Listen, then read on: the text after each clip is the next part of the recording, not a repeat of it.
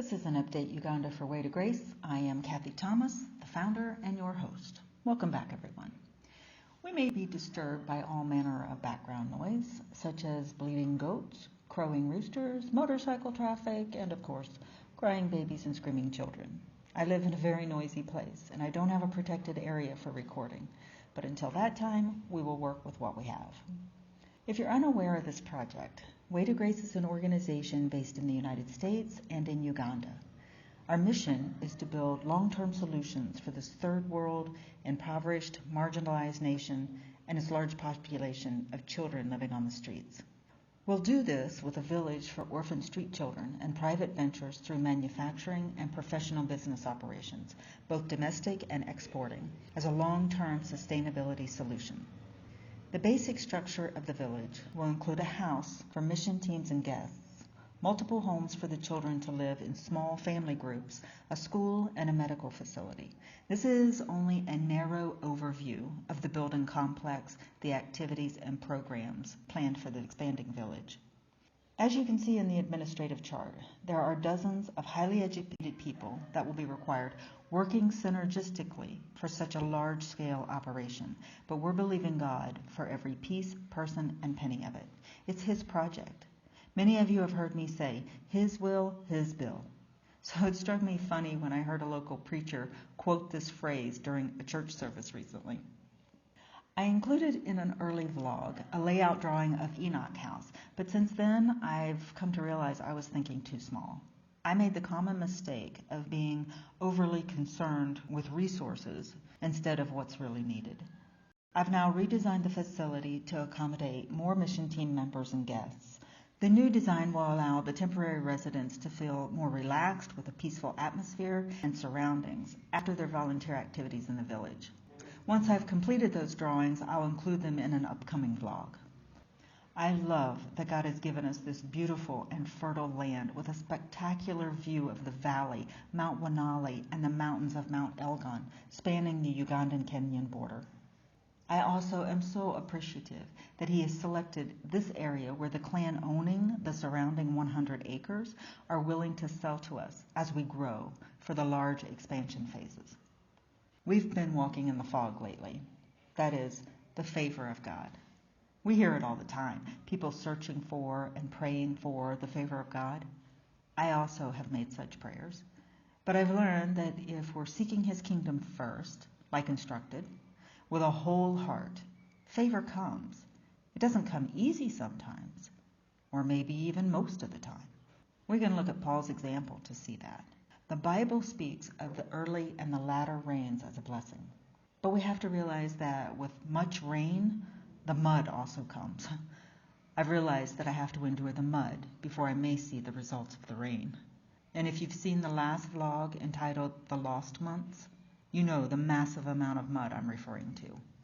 Since then, the fog has come. I can't fully express how happy it makes me to see all these milestones falling into their rightful place. God moves mountains, turns the tide, and touches the hearts of men on behalf of His servants. I love how He amazes me. I have had the opportunity to speak to most of the high-ranking district officials, which is to say, county officials, where Alweri village is located. It was abundantly clear Jesus was there before me. Each document and signature that was required of them was given with sincere blessing, an offering of goodwill and assistance whenever they would be able to provide it. Further still, the commissioner invited me to hold a banquet because he wishes to commission this project, and the chief administrative officer invited me to duplicate this program in the north, in a village near the Congo border where he and the district security officer are from. Way to Grace is not the first NGO to come into Bukeria district, and I doubt this is normal operating procedure for these officials. It's been amazing, really. After 450 kilometers on the motorcycle, to and from their offices 6 times, we have our district registration with 15 signatures of top local officials recommending Way to Grace to the National NGO Board. We're ready to go. Afterward, I'll need to immediately apply for my G1 work permit, which is the visa that will allow me to continue working without the challenges of trying to renew every 3 months and the pressures of immigration. The resources are all that are lacking. I've been saying we really need a well drilled before construction begins. So for months I've been asking every person I meet in a position that might be helpful if they know of any NGO that has a directive to drill wells here in Uganda. I've not had any success. I went to the village to check on things since I've been very busy with meetings and the district registration process and not been there for some time. I was totally stunned to find a new development. I'm still a bit giddy over it. The district is bringing water to Kachuru and Aweri. The ditch for the water pipe is halfway to our road with 1 kilometer yet to go. Not only is it water, which I'm so happy about, it will be water from Sippy Falls. If it's tapped at the base of the falls, our water should be the best you can get here. This is huge. Thank you, Lord, for your continued faithfulness. I am so happy about this. We will still require a drilled well, but not immediately. I'm praying that since the district has widened and is resurfacing the community road that runs through both villages and now is bringing water, that power will be extended soon. Currently, it stops halfway through Kachuru, 1 kilometer away. I also would like to share with those of you who have been dedicated supporters of this mission and also new and upcoming compassionate people ready to join us and make a real difference. Our primary focus is to remain diligent to the long-term goal. And you may think that's an easy prospect, but it isn't. Every day in this town, or anywhere I travel here, I'm confronted with scenes that are disturbing on every level. Crippled adults with horrifically mangled or missing limbs, without wheelchairs, crawling on the streets, most without any protection for their hands or knees on the hot and unforgiving asphalt. You couldn't believe, unless you've seen, that some of these people have had broken bones heal so far out of position and still be able to stand upright and walk. It is necessity, so they find a way. There are the mentally challenged children and adults sitting in hills of garbage on the sides of the road, some smelling worse than the pile they live in. Street children coming to me, begging and pleading for money or food. Some so stoned from huffing fuel or kerosene they barely can avoid traffic, and some don't make it. It's why I find it incredibly hard to take a day off or any time in bed while sick. As I speak, I'm undergoing IV treatment for 4 days and then medication afterward for an infection. But the time is urgent. Every day of these kids' lives, a place for them is urgent. While I work to that end, I do what I can. I could easily get scooped up into the hardship of these people, especially the children, and get swept away, not completing what I was sent here to do. Fix the problem and rescue as many orphan street children as possible with the resources that become available. Money has come slowly to move forward with this project, so I help those that come to me as often as I'm able and when the Lord arranges divine appointments. Like Stephen. Stephen, a family man, is a boda driver. That's a motorcycle taxi driver. There are hundreds in this town and hundreds of thousands, I'm guessing, throughout Uganda. While driving, he hit a minivan at high speed. A friend of mine was driving that van. He walked away uninjured, and God spared Stephen's life and faculties, pulled from under the van, suffering only a broken leg. The family received financial help for medical bills from the other driver, even though the accident wasn't his fault, and he had to borrow money to do it. Your support allowed me to be treated when I broke my leg here in Uganda, and to purchase the crutches I had to have. So it was perfect that I learned of Stephen, fresh from the hospital with no money for crutches, being carried to and from his bed. What better way to carry on the gift of love and support from the donors of Way to Grace than to pass it on? This Christian family, living in a one-room house in a nearby village, was very grateful, and I felt privileged to have the opportunity to bless them and pray with them. I'm sure he will recover quickly, and I believe God has a new direction for his life. Then there's Robert Chiwangulu, the boy I was able to rescue from the streets and find his family, all because of your support. If you haven't seen the update titled Child Rescue Success, I invite you to watch how God moved to save this child. I'll include a link in this post, or you can find it on Way to Grace's YouTube channel. Although he's been attending school and doing well, I received a call from them. He had been brought 2 days in a row being very ill. After the grandmother picked him up from school and took him to the hospital, testing confirmed he was suffering from malaria. Of course, this poor family had no money for treatment or the tests, but the hospital showed compassion and ran tests before payment was made. That's a very rare thing here. I received another call from the hospital administrator looking for payment for the labs and to proceed with 3 days of IV treatment. Your donations doesn't just support the mission to build the Children's Village. It allows us to move forward with all the logistics of accomplishing such an enormous undertaking. But it also literally saves lives right now. Like another young man named Jasper, a homeless teen. He would have died from the bacterial infection that was causing open wounds on his swollen legs and would have infected his brain. Less than $20 saved this boy's life. And Julius, a young preacher, near death because of hepatitis C. He underwent extensive testing and was diagnosed and received months of treatment and follow-up tests because of you. He's not in remission. He's been cured of this disease that was advanced and caused serious damage.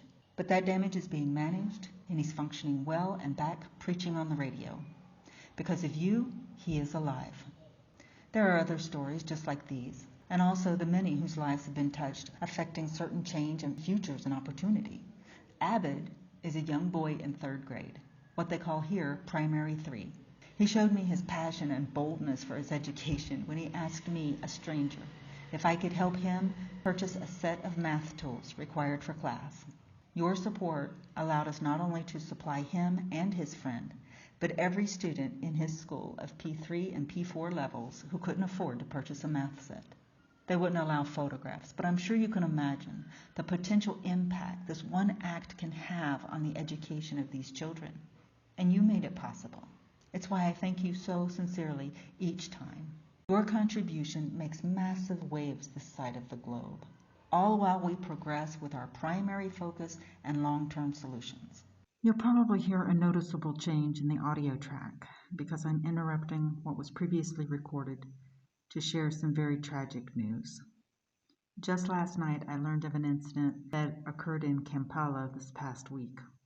8 children were sleeping on the sidewalk at the base of a retaining wall outside of a high school near the road.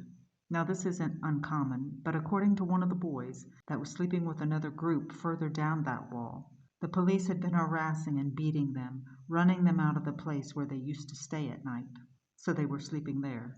Sometime back, the school was warned and given notice, 28 days, to repair the deteriorating wall, which would be made worse with the upcoming heavy rains. But the order was ignored. And a week ago, in the middle of the night, the wall collapsed. The boys were crushed and buried alive in the falling concrete and earth slide. 6 children, dead. 5 are named: Okelo, Opio, Michael, Odong, and Ivan. I'm telling you their names because honestly, it's harder to ignore when you hear their names. They were homeless street kids. They were real, and they had no place to go. The information coming from different government agencies doesn't seem to be rational or helpful. The Minister of Youth and Children Affairs, when asked about the problem of homeless children before this tragedy happened, claimed funds had already been dispersed to remove the children from the streets, but some believe she was only grandstanding for favor. I'm not aware if anyone asked where they planned to put the children they were removing. The Ministry of Gender, Labor, and Social Development had previously issued an order to the KCCA, which is the city police, ordering them to vacate all the street children from the roads and stop the public from giving them money. But I also know this includes assistance of any kind while they remain on the street. Anytime I feed or give them clothing, I'm at risk of being arrested. But this is how it has been from the beginning. So these kids are being starved and pushed out, beaten, and put into further danger. Yes, the situation is urgent and quickly becoming more and more catastrophic for these kids. So I urge you to support this mission or continue your support by pledging a monthly donation of any amount. You can be sure your act of love and compassion will make a real difference, one that gives lasting hope and change. If you would like to become a regular supporter, please send a message or email to @WayToGrace on Facebook or waytograceuganda@gmail.com. We've had some technical issues with our website, waytograce.org, so emails through the server are currently not being routed. Check that again since this video could be dated. We are looking for a solution, but the link for donations is working and are secure through PayPal. You can also type paypal.me/waytograce in any URL window to arrive at the same page. The Wave app, found in the Play Store, is an option with far less fees to us. It is immediate and secure. You'll need the mobile money account number for the transfer. Send me a message and I'll forward the information to you quickly. Of course, checks are also accepted, made payable to Way to Grace, and you'll find the address on the website. Comment, like, and share if you have enjoyed this update, would like to see more, or want to help. Let us know if it was able to inspire you in some way, and subscribe to the channel so you never miss an update. We want to hear from you. No one wants to hear only crickets. By our faith, your offerings, support of prayer, and the power of God, we will accomplish all that He has set our hand to. Thank you sincerely for your support and prayers. We need and appreciate them both. Until next time, blessings.